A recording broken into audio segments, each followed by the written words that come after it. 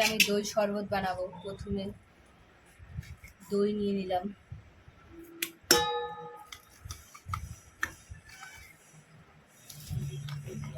লবণ দিয়ে দিলাম, লবণটা দিয়ে দিলাম। লবণটা দেওয়ার পরে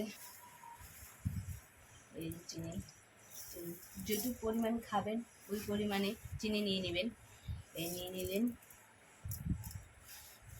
নেওয়ার পরে লেবুগুলো চিপে দেবেন।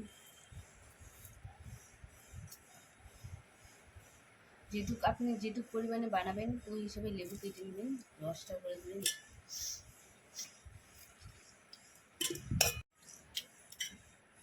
তারপর ঠান্ডা জল দিয়ে দেবেন ফ্রিজের।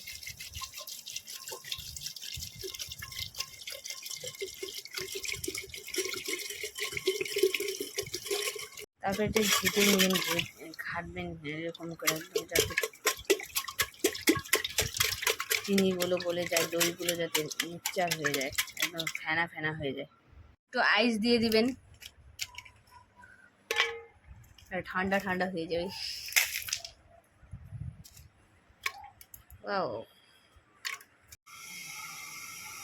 দেখো তো একটু কেমন টেস্ট হয়েছে, বসে একটু খাও।